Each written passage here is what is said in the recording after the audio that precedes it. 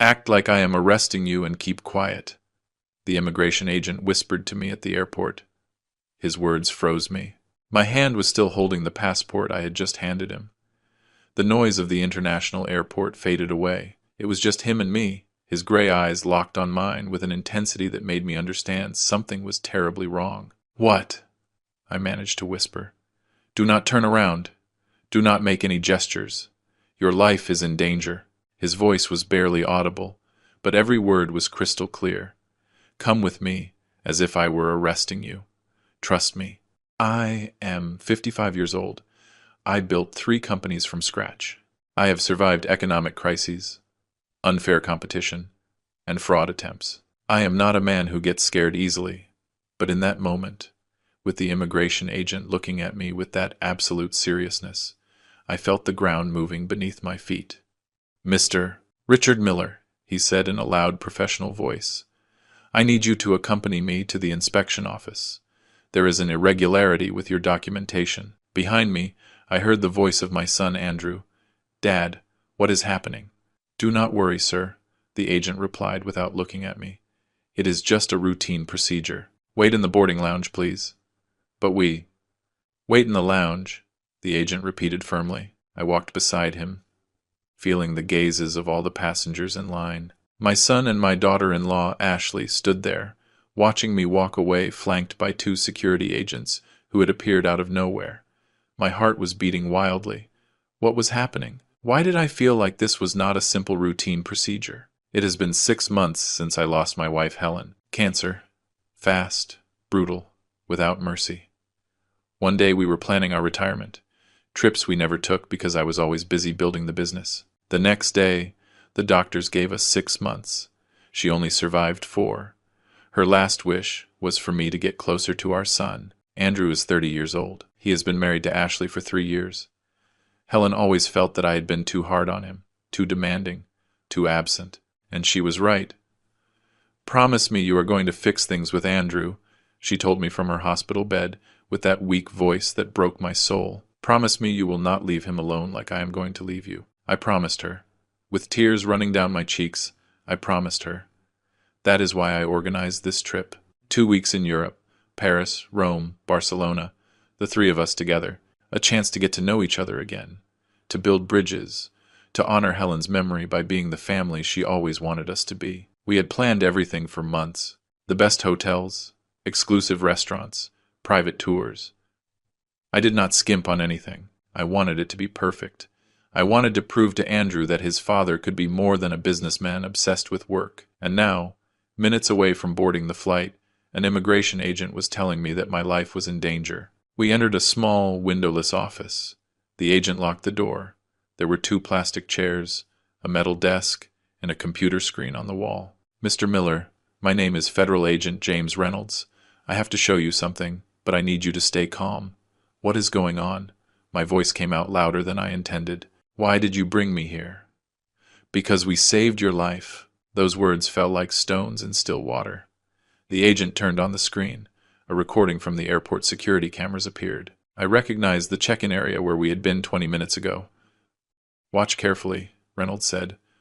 On the screen, I saw Andrew and Ashley behind me in line. They looked normal, chatting casually. But then the agent fast-forwarded the recording to the moment I approached the immigration counter.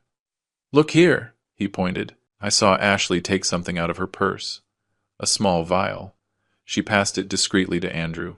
He looked around, verifying that no one saw him. And then, my blood froze. My son uncapped my water bottle, the one I had left in my backpack while organizing my documents. The camera captured the exact moment he poured the contents of the vial into my water. Then he capped the bottle again and placed it exactly where it was. It all took less than 10 seconds. "No," I whispered. "It cannot be." "There is more," the agent said with a somber voice. He switched to another recording.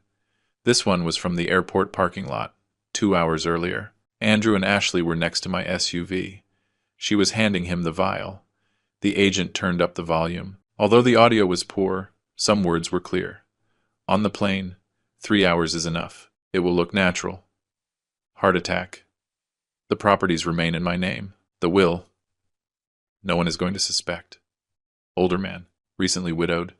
Stress of the trip. The room spun around me. I sat heavily in the chair, feeling like I was running out of air. My son. My only son. The boy I held in my arms when he was born. The boy I taught to ride a bike. The young man for whom I paid for college, his master's degree, whom I helped start his first business. That same son had just tried to poison me. How? My voice cracked. How did you discover it? Pure chance, admitted Agent Reynolds. One of our behavior analysts was reviewing the cameras as part of a training exercise. He noticed the suspicious movement. He reported it. When we saw the full recording, we knew we had to act fast. And the vial? What was in the vial? Our forensics team recovered it from the trash can where your son threw it. They are analyzing it now, but based on the initial description, he paused. Mr. Miller, if you had drunk that water during the flight, you would not have arrived in Europe alive. I stared at the frozen screen. The image of my son, back to the camera, with my water bottle in his hand. The small vial tipped over the opening. Helen died 6 months ago, and my son could not even wait a year to inherit. Why? The question came out like a moan. I have a will. Everything is his, anyway. The companies, the properties, the accounts, everything. Why not wait? Agent Reynolds looked at me with something that looked like pity. Maybe he did not want to wait. Maybe he has debts you do not know about. Maybe, he stopped. Maybe greed simply has no logic. I remembered something Helen had told me months before she was diagnosed. We were having dinner, just the two of us. One of those rare nights when I was not working late. Andrew worries me, she had said suddenly. Why? I asked distractedly, checking my phone. I do not know. There is something in the way he talks about money, in the way Ashley looks at him, as if they were waiting for something. Waiting for what? For us to be gone. I had laughed. I had told her she was exaggerating, that she saw problems where there were none, that Andrew was our son, that he loved us. Helen did not insist, but now watching that recording, I remembered the sadness in her eyes that night. She had seen it. She had seen something that I, blinded by my work and my need to believe I had raised my son well, refused to see. Mr. Miller, the agent's voice brought me back to the present. We need you to make a decision. We can arrest them right now. We have enough evidence. The cameras, the vial, forensic analysis. They will go to prison for many years. And the other option? You can continue with the original plan. Board the plane as if nothing happened. But we will give you a new water bottle, uncontaminated, and we will have agents on the flight, watching, if they try anything else. Why would I do that? I interrupted him. Why not just arrest them and be done with it? Reynolds leaned forward. Because if we arrest them now, they are going to hire lawyers. Good lawyers that your money can pay for. They are going to say the evidence is manipulated, that it is a misunderstanding, that someone else could have touched that bottle, and maybe, just maybe, they find a way to get away with it, or receive a reduced sentence. And if I go on the trip, if you go on the trip, they are going to think their plan worked. They are going to lower their guard. They are going to make mistakes. And we will be documenting everything. When we finally arrest them, there will be no lawyer in the world who can defend them. I remained silent, processing. My businessman mind, trained to analyze complex situations and make difficult decisions, began to work. How much time do I have to decide? Your flight leaves in 45 minutes. I need an answer in 5. 5 minutes to decide if I wanted immediate justice or guaranteed justice. 5 minutes to decide if I still had the courage to look my son in the eyes, knowing he had just tried to kill me. I thought of Helen, of her grave still so recent that the fresh flowers wilted every week. I thought of all the times she defended me to Andrew, justified my absences, painted me as a hard-working hero to our son, and I thought of how that son had waited barely 6 months after her death to try to get rid of me. I am going to get on that plane, I said with a firm voice, and I am going to find out exactly who my son is. Agent Reynolds nodded slowly. I understand. It is your decision, but I need you to understand the risks. I understand them perfectly. I interrupted him. But you said you will have agents watching, correct? Correct. 2 undercover agents on the flight, 1 in first class, 1 in coach. They will be monitoring every move of your son and your daughter-in-law. Then I am safe. Physically, yes. emotionally. Reynolds looked at me with compassion. That is another story. He was right. It was one thing to survive a poisoning attempt. Another, very different thing, was to sit next to your killer for a 14-hour flight, pretending you knew nothing. What are they going to say when I walk out of here? I asked. My son is going to ask questions. We will tell him there was an error with his entry visa for France, that it is already resolved. We took 15 minutes. It is enough time to be credible but not suspicious. And my water? The contaminated bottle is already in the lab. We will give you a new one, identical, sealed. They will not notice the difference. I stood up. My legs were trembling slightly, but I stayed firm. 55 years facing business challenges had taught me to control my emotions. Now I would have to use every ounce of that experience. One last thing, I said before the agent opened the door. When this is over, when you have all the evidence you need, I want to see them. I want to look them in the eyes and ask them why. I understand, and you will have that opportunity. We left the office. We walked back to the boarding area. I felt the gazes of the other passengers, curious to know what had happened with the man the agents took away. I saw Andrew and Ashley waiting near the boarding gate. When they saw me, Andrew got up quickly, with a worried expression. "Dad, are you okay? What happened?" That concern in his voice, that tone of a loving son. If I had not seen the recording, I would have believed he really cared. "Error with the entry visa for France," I said with a tired smile. "It is already resolved. Just ridiculous bureaucracy. What a scare you gave us," Ashley said, taking my arm with familiarity. "We thought they would cancel the trip." I looked into her eyes. Light brown eyes. Pretty. Expressive. The same eyes that had been watching while she passed the vial of poison to my son. No, I replied. "Everything is fine. We can board." The agent who had accompanied me discreetly handed me a new water bottle. "Your documentation, Mr. Miller," he said aloud. "Excuse the inconvenience." I took the bottle, identical to the previous one, but this one was not going to kill me. Andrew took my backpack, helping me arrange it. "Let me, Dad. I will carry it. You rest." The perfect son, the model son-in-law, the ideal couple, and beneath that facade, two people who had planned my murder with the coldness of someone planning a vacation. We boarded the plane, first class, as I had paid for, 3 seats together. Me by the window, Andrew in the middle, Ashley on the aisle.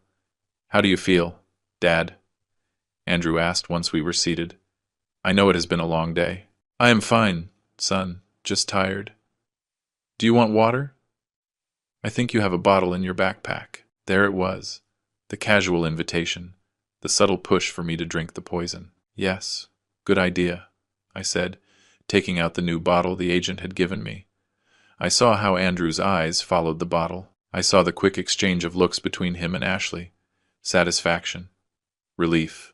They thought it had worked. They thought their plan was in motion. I took a sip of the clean water, cold, refreshing, no strange taste, no poison. "Thanks for organizing this trip, Dad," Andrew said, putting his hand on mine. "It means a lot to us, to me, especially after Mom." He stopped, as if it were too painful to continue. I squeezed his hand. My son's hand, the hand that hours ago had poured poison into my water. "Your mom wanted us to do this," I said with a soft voice. "She wanted us to be a united family. And we are," Andrew replied, smiling. "We are family. Always. Until I am dead and you can keep everything," I thought. But I smiled back. "Always," I repeated. The plane began to move toward the runway. I looked out the window, watching Chicago getting smaller and smaller beneath us. Helen had asked me to get closer to our son, to fix our relationship, to be the family she always dreamed of. What irony! I had organized this trip to fulfill her last wish, and my son had seen it as the perfect opportunity to get rid of me. 2 weeks in Europe. 14 days pretending I knew nothing. 14 days acting like the loving father, the generous father-in-law, while every second documented the true nature of the people sitting next to me. I had built an empire from scratch. I had faced ruthless competitors, economic crises, betrayals by partners. But never had I faced something like this. Because it is one thing for a stranger to betray you. That hurts, but it is part of the game. But for your own blood, the son you held in your arms, to look you in the eyes while waiting for you to die. That is something completely different. The plane rose. We left dry land behind, and I prepared myself for the hardest performance of my life, pretending I did not know my son was waiting for me to die, pretending I still loved him, pretending we were still family, because somewhere on that plane, 2 federal agents were watching, documenting, waiting for the precise moment to act, and I was going to give them all the time they needed. Because when this ended, when the truth finally came to light, I did not want any doubt to remain. I wanted the whole world to know exactly who Andrew Miller was, and for him to pay for every second his mother and I spent building a life for him, a life he wanted to snatch from me ahead of time. The first 3 hours of the flight were silent torture. Andrew and Ashley acted with chilling normality. They chatted about the places we would visit in Paris, the Eiffel Tower, the Louvre, Notre Dame. They talked about restaurants, about French wines, about hotels with spectacular views, and every so often, with that rehearsed subtlety, they asked me if I felt okay. "Dad, you look a little pale. Are you sure you do not want to rest? Richard, does anything hurt? Your head? Your chest? Have you drunk enough water? It is important to stay hydrated on flights." Every question was a dagger, because I knew exactly what they were looking for. They were waiting for the first symptoms, the moment the poison started to take effect. I answered calmly, with reassuring smiles. I assured them I felt perfectly fine, and every time I did, I saw a flash of confusion in their eyes. Why was I still so healthy? Why was the poison not working? At some point, Andrew went to the bathroom. When he returned, I intercepted a look between him and Ashley, a look loaded with unspoken questions. She made an almost imperceptible gesture with her head, as if saying, "Give it time." I leaned back in my seat, pretending to fall asleep, but through my half-open eyelids, I watched them. Ashley took out her phone. She typed something. Then she showed it to Andrew, covering the screen with her hand so I could not see. He read, frowned, and typed a response. They were communicating silently, coordinating, planning their next move. For 30 years, I built successful companies because I learned to read people, to detect lies in negotiations, to identify betrayals before they happened. Those skills had made me rich. Now, those same skills were keeping me alive. I remembered something my oldest partner, Mr. Harrison, a 70-year-old man with 50 years of business experience, had taught me. Richard, when someone betrays you, they are giving you a gift.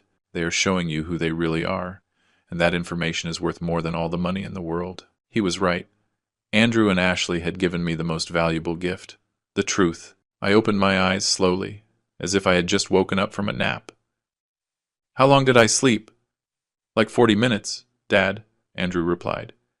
"Did you rest?" "A little. These seats are comfortable."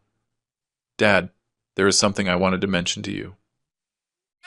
Andrew leaned toward me, lowering his voice as if it were an intimate conversation. "Ashley and I have been thinking. After Mom passed away, you have been carrying all the weight of the companies alone. It has to be exhausting." "It is part of the job," I replied, without knowing where he was going with this. "Yes, but it does not have to be that way. I studied administration. I worked in one of your companies for 3 years. I know the business. Maybe it is time for you to, well, give me more responsibilities. For you to start delegating important things to me." There it was. The real plan behind the plan. If I died on the plane, he would inherit everything immediately. But if for some reason the poison did not work, they had a plan B. Convince me to give them control of the companies while I was still alive. "More responsibilities?" I asked, keeping myself neutral. "Exactly. We could start by transferring some properties to my name. You know, for tax questions, to avoid problems with the IRS. You could also give me power of attorney over some of the main bank accounts. That way, if something happens to you, God forbid, everything would be in order and there would be no legal complications." Ashley joined in immediately. "It makes sense, Richard. You have worked so hard all your life. You deserve to rest a little. Let Andrew handle things while you enjoy your golden years.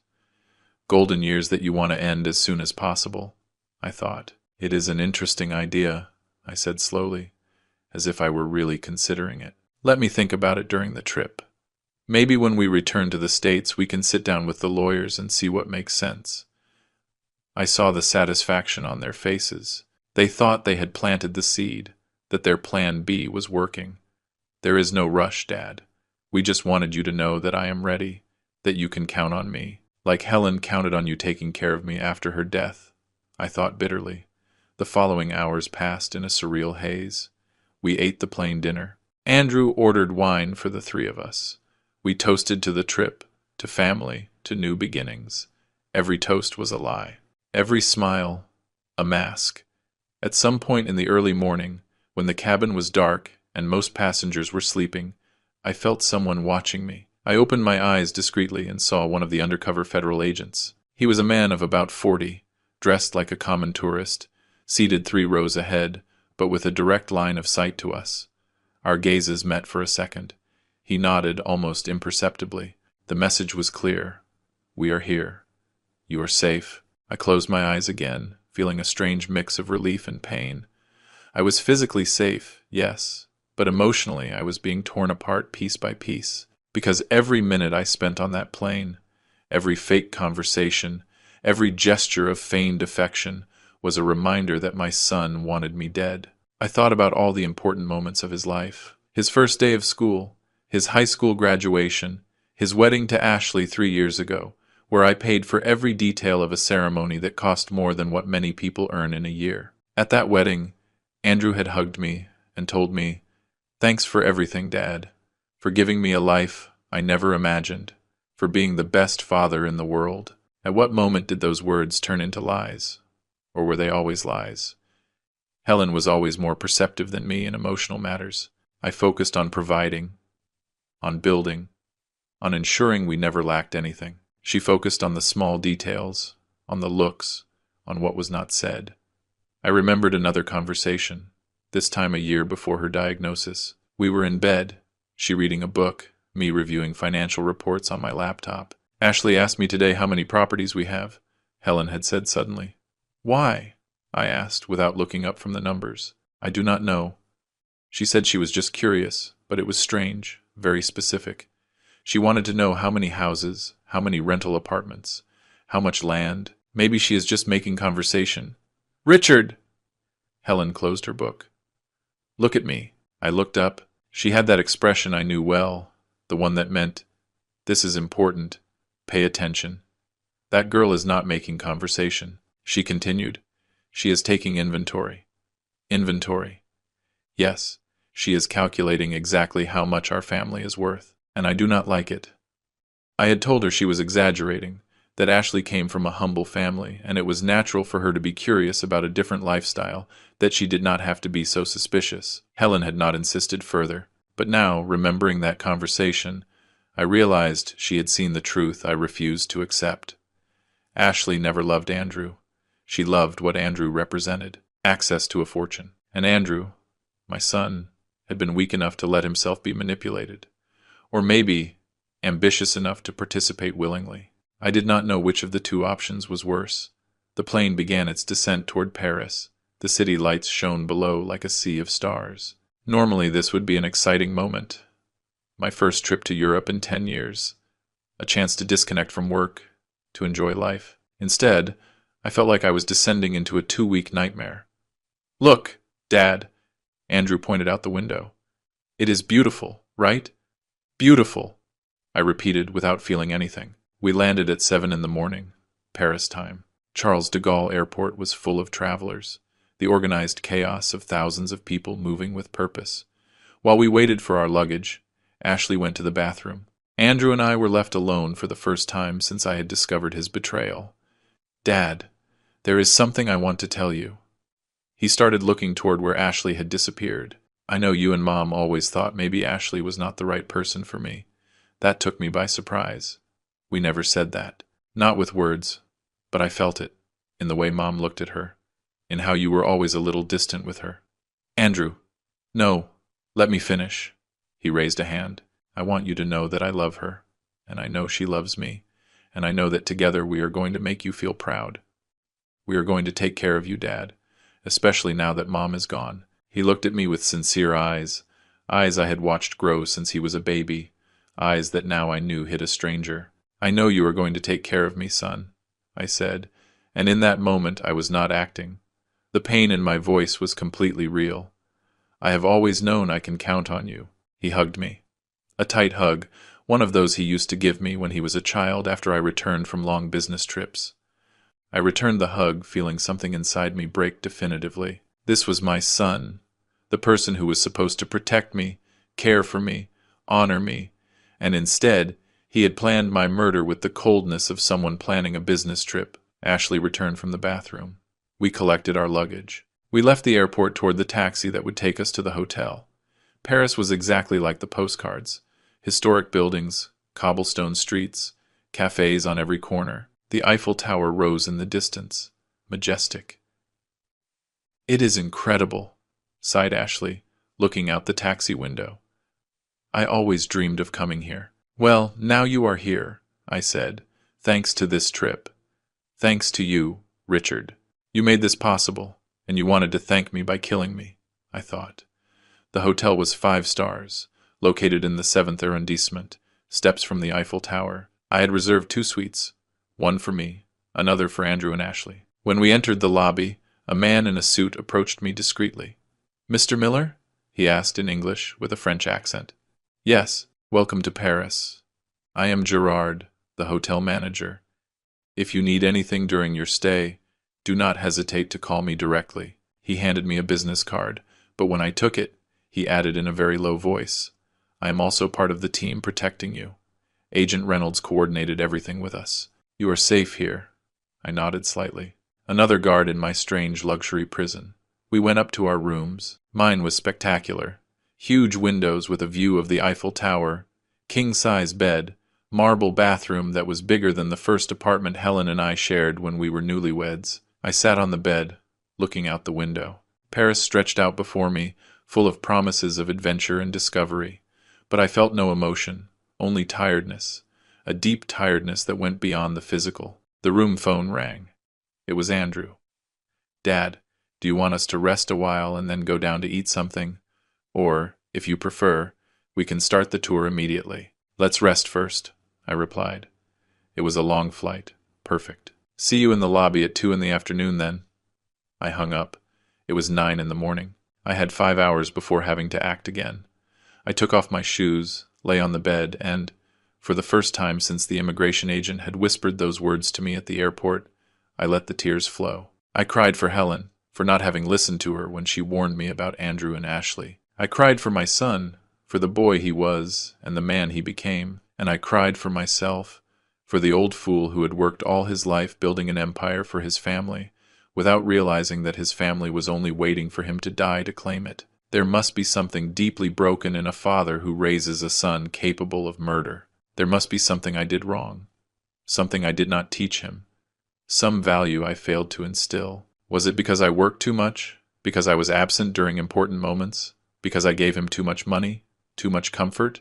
Too easy? I had no answers. I only had questions that tortured me. The room phone rang again. I ignored it. It rang 3 more times before I finally answered.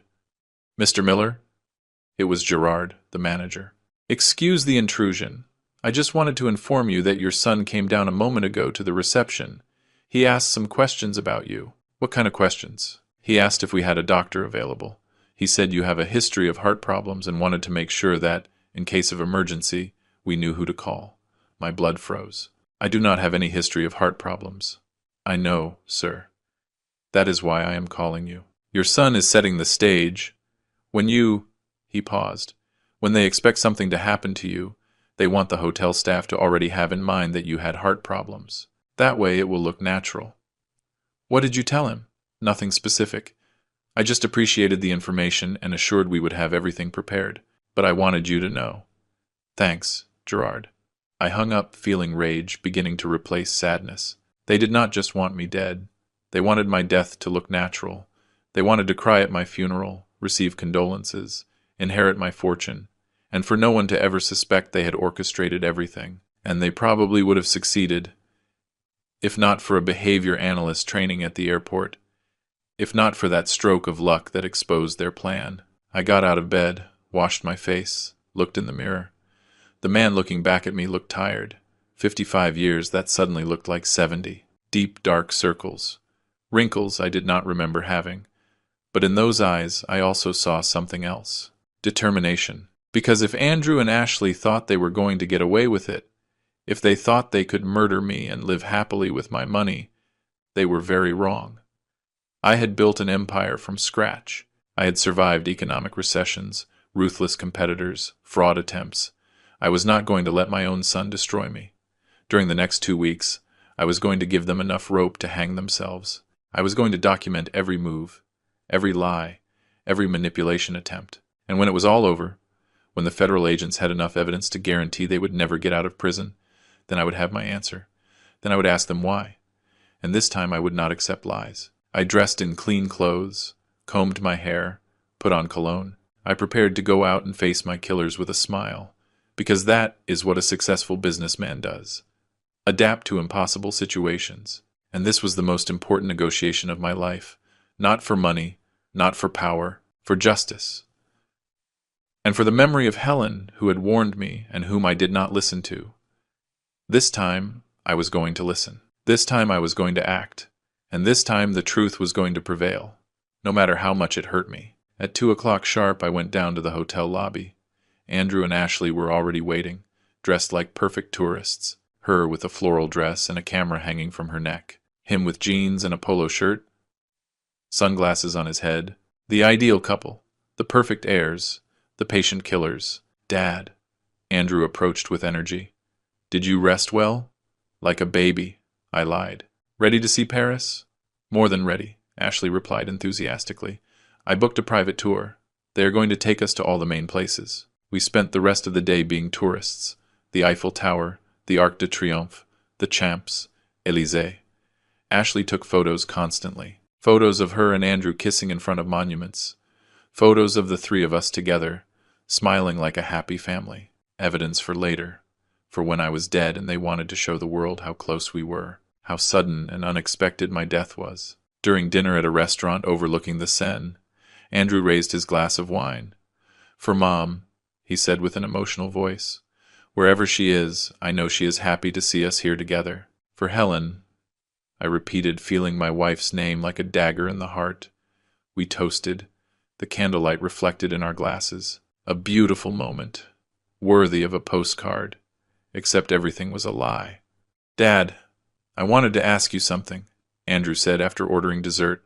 Have you thought about what we talked about on the plane, about giving me more responsibilities in the companies? I have thought about that, I replied, measuring my words. But they are important decisions. I do not want to rush.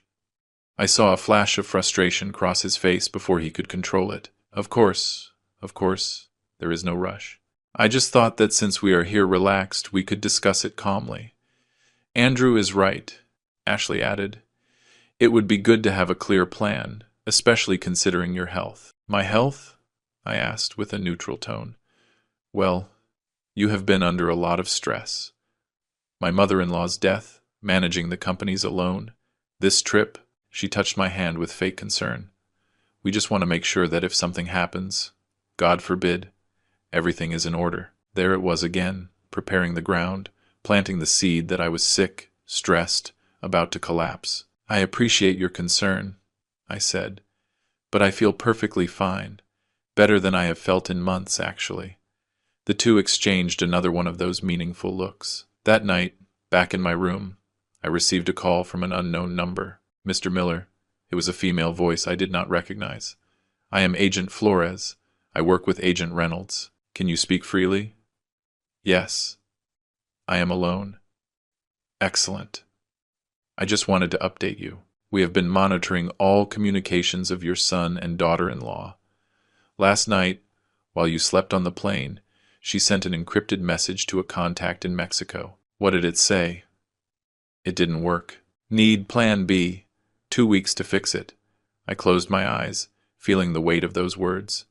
Plan B is convincing me to transfer control of the companies to them before the trip ends. Correct. And we have reasons to believe they are also exploring other options more direct. What does that mean? It means we must be extremely careful during the next 2 weeks. Do not eat or drink anything they give you directly. Do not stay alone with them in isolated places. And if at any moment you feel you are in immediate danger, call this number. She gave me a phone number that I memorized immediately. How much more time do you need to have enough evidence? Ideally, we want to catch them in the act of a second attempt. The poison at the airport is strong, but a good lawyer could argue it was planted, that the cameras are manipulated, that your son is innocent. But if they try something else, if we document a pattern of behavior, then there is no doubt. I finished for her. Exactly. I know it is a lot to ask, Mr. Miller, but we need you to hold on a little longer. After hanging up, I sat on the balcony of my room, watching the lights of Paris. The Eiffel Tower shone in the distance, lighting up every hour with thousands of little lights that made it look magical. I remembered when I promised Helen I would bring her here someday. When I have time, I always told her. When the business is more stable, when I can take a few weeks off. That moment never arrived. There was always something more important. A meeting, a contract, a crisis to solve. And now I was here, in the city she dreamed of visiting, accompanied by the son she adored and who had planned my murder. Life has a cruel way of teaching us our mistakes. The following days followed a similar pattern. We visited museums, walked through Montmartre, ate in elegant restaurants, and all the while, Andrew and Ashley maintained their perfect performance. But I had learned to read the signs. The moments when Ashley wrote messages on her phone and hid it quickly when I approached, the conversations that ended abruptly when I entered a room, the looks they exchanged when they thought I was not watching. The fourth day in Paris, Andrew suggested we do something different.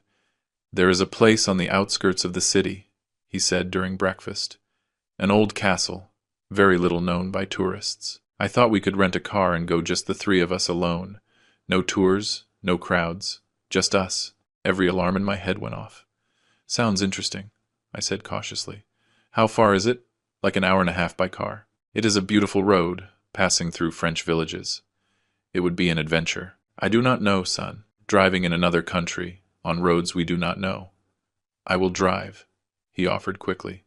You and Ashley relax and enjoy the scenery. It is going to be incredible, Dad, I promise. Ashley nodded enthusiastically. It would be nice to have a day just for us, more intimate, like a real family. My mind worked quickly. An isolated place, far from witnesses, no security cameras. The perfect setting for an accident. Let me think about it, I said. Maybe tomorrow. Today I would like to stay in the city. I saw the frustration on their faces, but they nodded, smiling. Sure, Dad. Whatever you say. That afternoon, while Andrew and Ashley went shopping, I met secretly with Gerard in a private office of the hotel. Your son booked a car for tomorrow, he informed me. A large sedan. He also asked about scenic routes outside Paris, specifically places far from the main tourist zones. Can you follow us without them noticing? We already have it arranged. There will be 2 tracking vehicles, one close and another at a distance. We also installed a GPS tracking device in the car they rented, and I am going to give you this. He handed me a small device the size of a keychain. If you press this button twice, it sends an immediate emergency signal. We will have agents at your location in minutes. And if there is no cell coverage, this device uses satellite. It works anywhere. I put it in my pocket, feeling its weight like a talisman of protection. That night I could not sleep. I stayed awake imagining scenarios. What would they do? Would they simulate a car accident? Would they push me off a cliff and say I lost my balance? Poison again. This time without witnesses to interrupt. My son. My own blood. Planning the details of my death with the same casualness with which most people plan their vacation. At 3 a.m, my phone vibrated. It was a message from an unknown number. Intercepted new communication, Ashley wrote. Tomorrow at the castle. Perfect place. No one will see us. Just do it fast. Stay alert. Do not go anywhere alone with them. I deleted the message. I got up, poured myself a whiskey from the minibar, and sat by the window. Paris slept below. City of lights. City of love. City where my son planned to become an orphan. There is a moment in the life of every father when he realizes his son is no longer a child, that he has become his own person, with his own decisions, his own consequences. I had that moment years ago, when Andrew graduated from college and decided to start working with me. I felt proud then. I thought we would finally have something in common, that we could build together. But I had been wrong. Andrew never wanted to build with me. He only wanted to wait for me to build everything for him. The next morning arrived too fast. I went down to breakfast and found Andrew and Ashley already ready, with backpacks prepared and energy like kids on a field trip. "Dad, we thought you had changed your mind about the castle," Andrew said.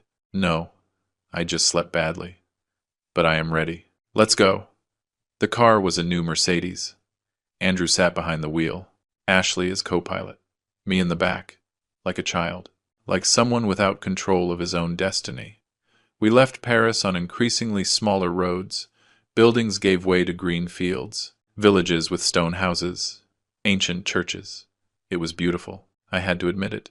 It was also isolated, perfect for what they had planned. "How about we stop there?" Ashley pointed toward a lookout with a view of a valley. "We could take photos." Andrew parked. We got out of the car. The wind blew hard, bringing the smell of wet earth and wildflowers. The lookout had a metal railing, old and rusty. Beyond, a cliff about 100 feet high. Ashley started taking photos. Andrew stood next to me at the railing. "It is incredible, right?" he said. "The view. Incredible," I repeated, with every muscle in my body tense. "Dad, I want you to know something." His voice changed, became more serious. "These days with you have been important to me. After Mom died, I felt like I was losing you too. But this trip made me realize how much I need you in my life. The right words, the perfect tone. If I did not know the truth, I would have been moved to tears.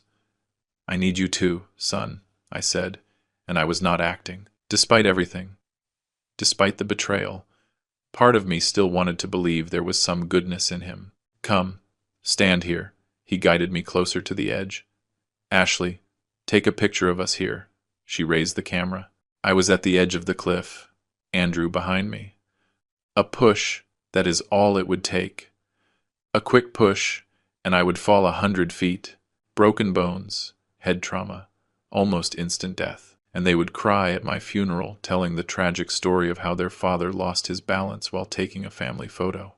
"Smile, Richard," said Ashley. In that moment, I felt Andrew's hands on my back, not pushing, just touching, positioning me. "A little more to the left," he indicated.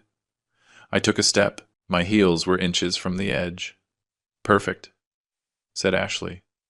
"On the count of 3. 1, 2, time slowed down. I felt Andrew's hands pressing slightly. I saw Ashley lowering the camera, her eyes shining with something that was not amusement, and in that second I understood what was going to happen. My hand went to my pocket, touching the emergency device Gerard had given me. 3, said Ashley. Andrew's hands tensed on my back, and then I heard a noise, the unmistakable sound of a car approaching at full speed. Andrew's hands pulled away immediately. I took a step forward, away from the edge, with my heart beating like a war drum. A French police car appeared on the road. 2 officers got out, walking toward us with serious expressions. "Bonjour," greeted one of them. "Excuse the intrusion. We are doing security checks in the area. Could you show us your IDs?" Andrew and Ashley looked at each other. Confusion mixed with fear? "Sure, officer," I said, taking out my passport with hands that trembled slightly. The police checked our documents with professional calm, but I saw how one of them looked at me with meaning. Another undercover agent. "Everything is in order," he finally said, returning our passports. "Enjoy your visit to France. And please, be careful near the cliff. We have had several accidents here in the last few years." The message was clear. We saw everything. We are here. The police left. Andrew and Ashley seemed nervous. "How strange," murmured Ashley.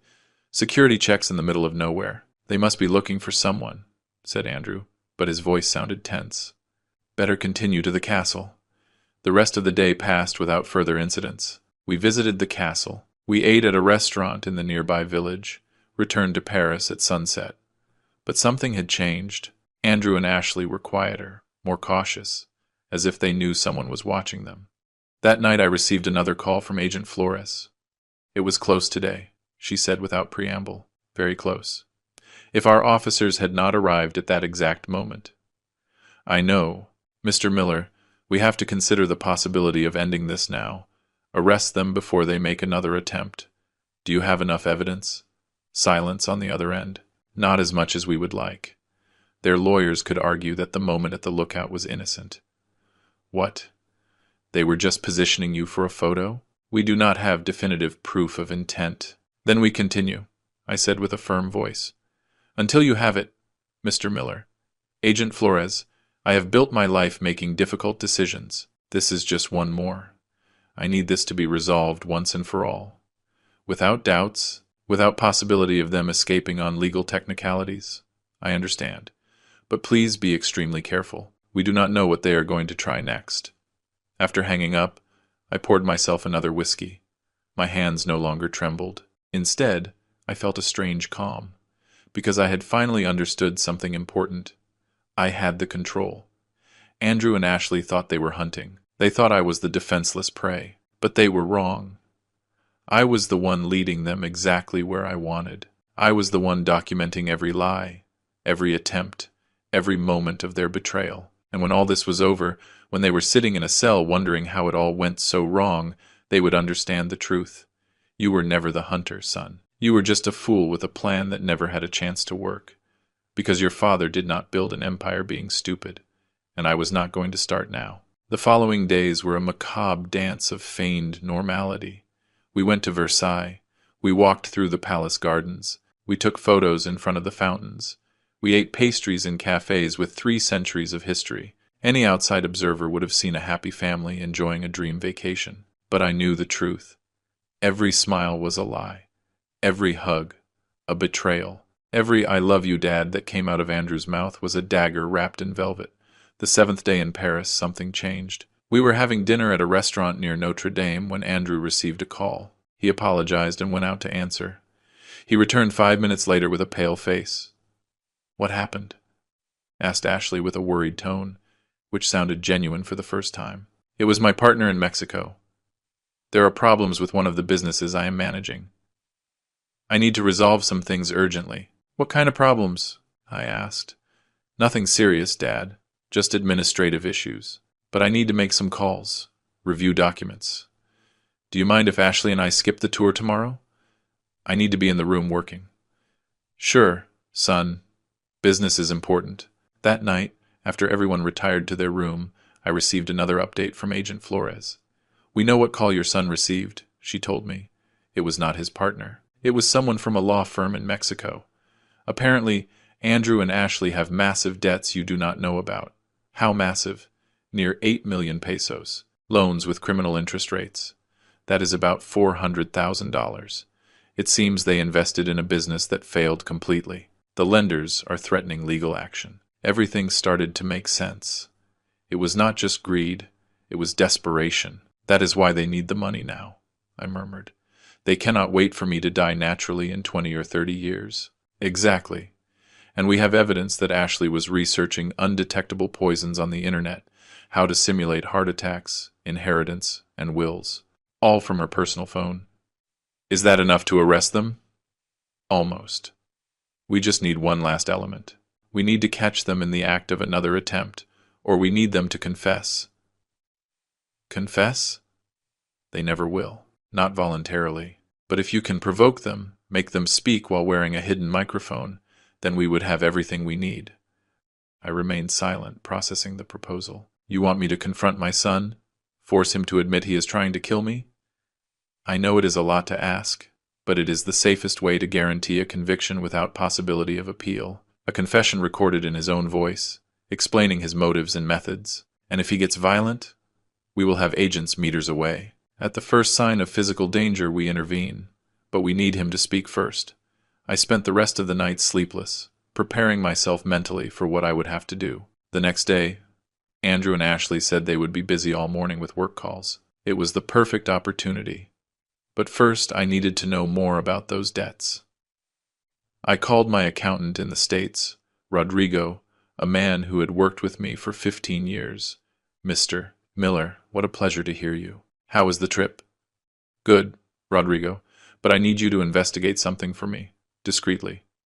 Whatever you need. Check my son's finances. Everything. Bank accounts, credit cards, loans, investments, everything you can find. Is there a problem?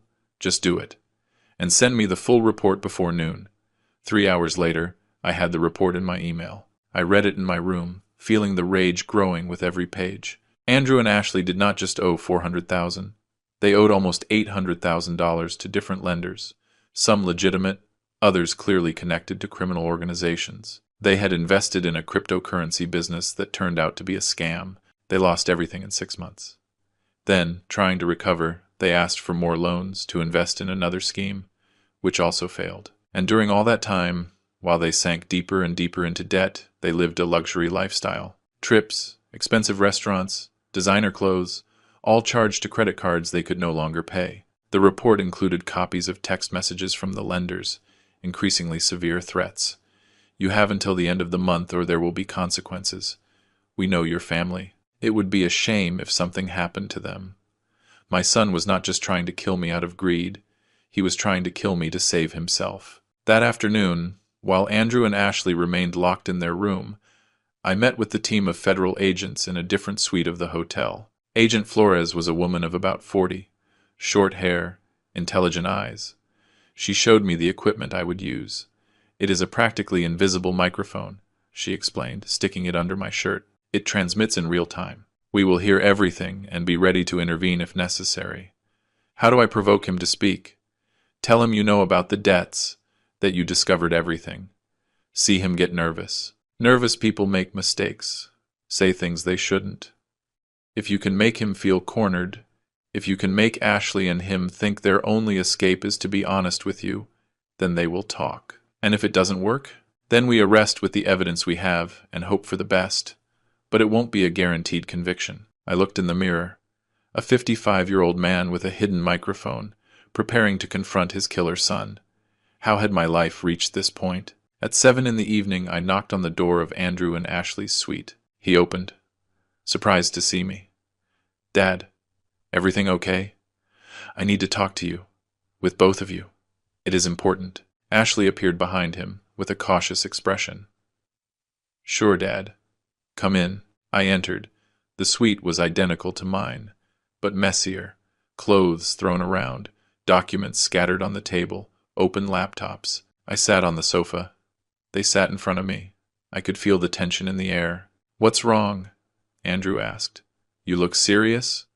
We have to talk about money, I said directly, specifically about your debts. I saw him go pale. Ashley went rigid. My debts. I don't know what. Don't lie to me. I interrupted him with a cold voice. I know everything, Andrew. The loans, the failed investments, the $800,000 you owe, everything. Deadly silence. I could hear my own heart beating. Dad, I was going to tell you. When? When were you going to tell me? After I was dead and you could pay your debts with my inheritance? Ashley stood up abruptly. I don't know what you are insinuating, but sit down, I ordered with an authority I didn't know I still had. Both of you, sit down and let me speak. They sat down. Andrew had tears in his eyes. Were they real or acted? I know you are in trouble, I continued. I know the lenders are threatening you. I know you thought the only way out was my death. No, Andrew jumped up. Dad, never. I would never think. The poison at the airport? I said the words like bombs. I saw everything, Andrew. The security cameras captured it, pouring something into my water bottle, something that was designed to kill me. The color completely disappeared from his face. Ashley opened her mouth, but no sound came out. I also know about the attempt at the lookout, I continued, positioning me on the edge of the cliff, waiting for the perfect moment to push. If those police officers hadn't appeared, Dad, please, you have to understand. Andrew's voice broke completely. I didn't know what else to do. The lenders said they were going to hurt Ashley. They said they knew where we lived, that they knew our routines. I was so scared. And your solution was to kill me? It wasn't to kill you, he shouted. It was just to make you sleep on the plane, so that when we landed, you felt bad and we had to hospitalize you.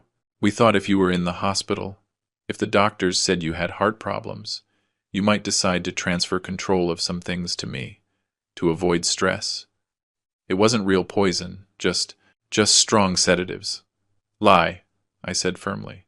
The analysis showed exactly what it was. And in the dose you put, I would have died on that plane. Real tears now ran down Andrew's face. He dropped to his knees in front of me. Dad, I'm sorry. I'm so sorry. I was desperate. I wasn't thinking clearly. Ashley and I, we were terrified. The lenders are not normal people, Dad. They are criminals. They said they would give us until the end of the month or what? They would kill you? My voice was pure ice. So you decided it was better if they killed me? No, it wasn't like that. I needed time. I needed money fast. And I thought if something happened to you, if I died, you inherited everything and could pay your debts. Silence. A silence that was worth more than 1,000 confessions. Ashley finally spoke, her voice barely a whisper. It was my idea. It was all my idea. Andrew didn't want to, but I convinced him. I told him it was the only way. That you were already old, that anyway I was going to die soon. I finished for her. That what did a few years matter? More or less. She started crying too, but I felt no compassion. Do you know what is saddest about all this? I asked. It isn't that you tried to kill me. It is that you didn't even have the courage to be honest with me. If Andrew had come and told me, Dad, I'm in trouble. I made mistakes. I need help. I would have helped him.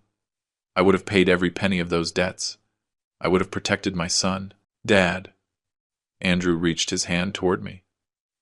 But instead of trusting me, you decided it was easier to kill me. You decided my life was worth less than your debts. And that, son, that is something I will never be able to forgive. Please, begged Andrew, give me a chance. I can change. I can fix this. Just don't hand me over to the police. Please, Dad. I am your son. Your only son. You are my son. I nodded. And that is precisely the reason why this hurts so much. I got up from the sofa. The two looked at me from the floor, broken, waiting for my verdict. You have two options, I said with a firm voice. First option, call the police right now. With the confession you just made, with all the gathered evidence, you will spend decades in prison. Both of you! Ashley sobbed louder. What is the second option? Andrew asked with a broken voice. The second option is that tomorrow morning, early, you go back to the States. I am going to give you enough money to pay all your debts. Every dollar. The lenders will leave you alone. I saw hope shine in their eyes. But I continued. You never contact me again. You never speak to me again. You never see me again. For practical purposes, I no longer have a son, and you no longer have a father. Dad, no. And if you ever try something against me again, if you threaten me, if you look for me, if you try to claim inheritance after my death, all the evidence I have goes straight to the police. Understood? Is that all? Ashley asked incredulously. Are you going to let us go like that? No, out of kindness, I clarified. I do it for Helen's memory. She made me promise I would take care of Andrew. And this, as much as it hurts me, is the only way I found to keep that promise without betraying my own dignity. I accept, said Andrew immediately. I accept, Dad, whatever you say. Tomorrow at 6 a.m. you will have the plane tickets in your email. At 7, a bank transfer of $800,000. It is more than enough to cover your debts and start over. What you do with your lives after that is no longer my problem. And the punishment? Ashley asked with a trembling voice.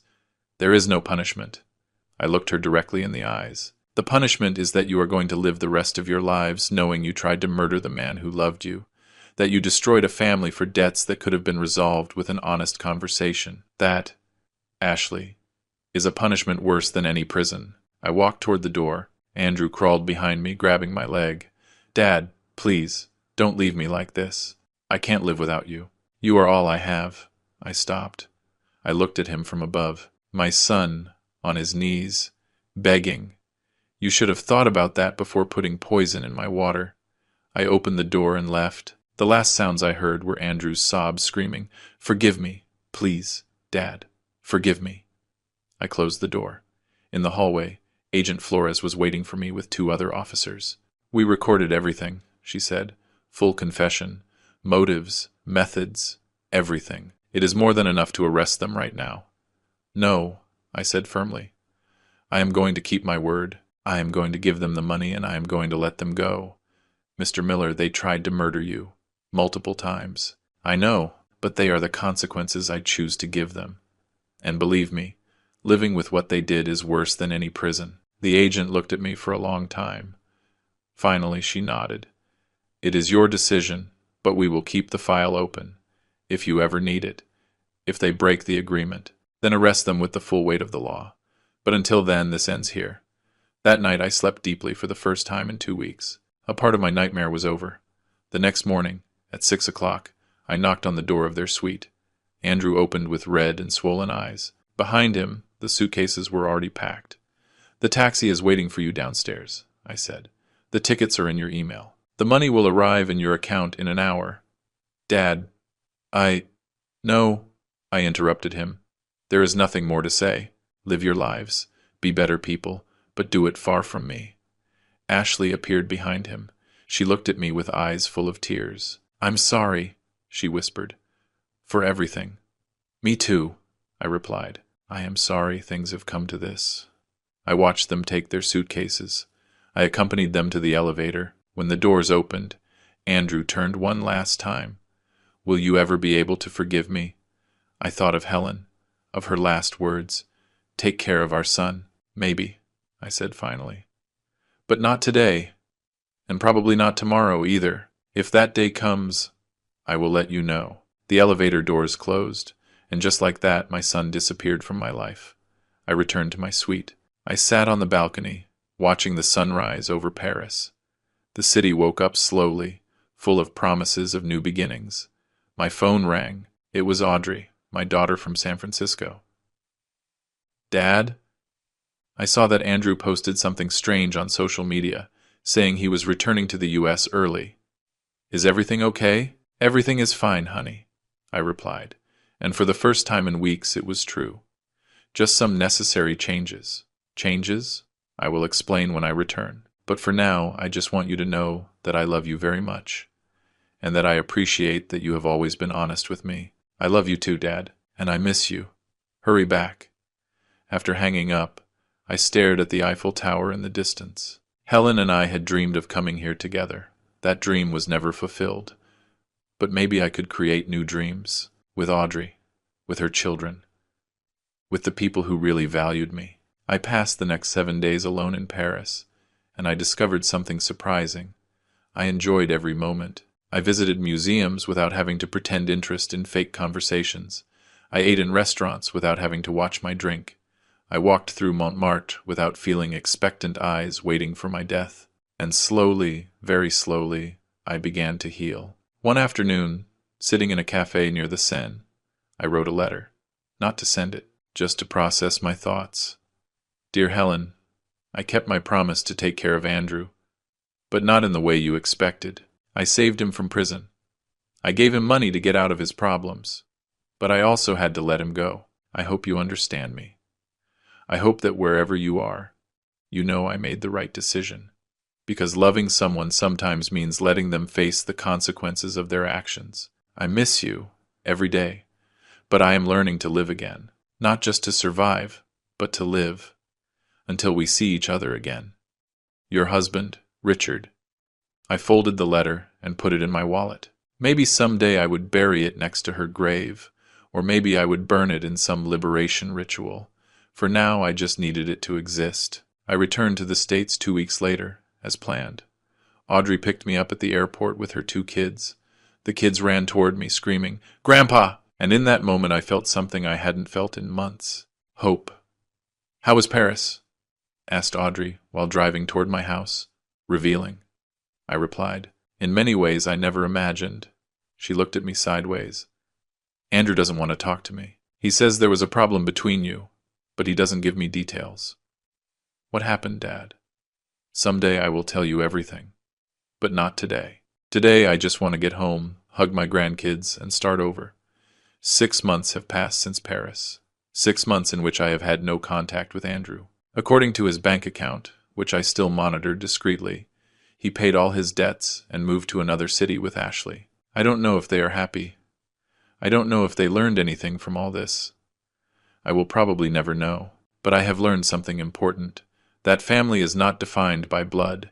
It is defined by loyalty, respect, genuine love. Audrey and her kids come to visit me every week. I have dinner with them. I play with the kids. I listen to their stories. It is a simpler life than the one I had, but infinitely richer. I also started making changes to my will. The majority of my fortune will go to Audrey, another part to charities, and a small part, will remain in a trust for Andrew, not because he deserves it, but because his mother would have asked me. But that trust will come with conditions, with requirements of therapy, of genuine work, of demonstration of real change. I don't know if he will ever claim it. Maybe yes, maybe no. Yesterday I received a letter. It had no return address, but I recognized the handwriting immediately. It was from Andrew. I held it in my hands for an hour before daring to open it. Dad, I know I have no right to write to you. I know I broke something I will never be able to repair, but I need you to know that not a day goes by without me regretting what I did. Ashley and I separated. She went back to her family. I am living alone, working a normal job, paying rent like anyone else. I started therapy. The therapist says I have a lot of work to do, that I don't only need to repair what I did to you, but understand why I became someone capable of that. I am not asking for forgiveness. Not yet. I am just telling you that I am trying to be better. If someday, maybe in many years, you think we can talk, I will be waiting. Your son, Andrew. I read the letter 3 times. Then I folded it carefully and put it in my desk. Maybe someday I will answer. Maybe someday we can have a real conversation. But today is not that day. Today I am just a 56-year-old man who survived a murder attempt by his own son. A man who chose justice over revenge. A man who is learning to live again. And that, for now, is enough. If you are listening to this story and you identify with it in some way, if you are afraid of your own family, if you feel you cannot trust the people who should care for you, I want to tell you something. You are not alone. And you are not crazy for feeling this way. Sometimes the people who hurt us the most are the ones who share our blood. And it is okay to walk away. It is okay to protect yourself. It is okay to choose your own peace over blind family loyalty. True family is earned, not inherited. And if I could survive this, you can also survive whatever you are facing. Be careful. Trust your instincts. And remember that your life has value, no matter what others make you believe. Thanks for listening to my story, for accompanying me on this painful but necessary journey. Protect yourself, and never, never let anyone make you feel that your life is worth less than their convenience, because your life is valuable, always was, always will be, and that is something that no one, not even your own blood, has the right to take away from you.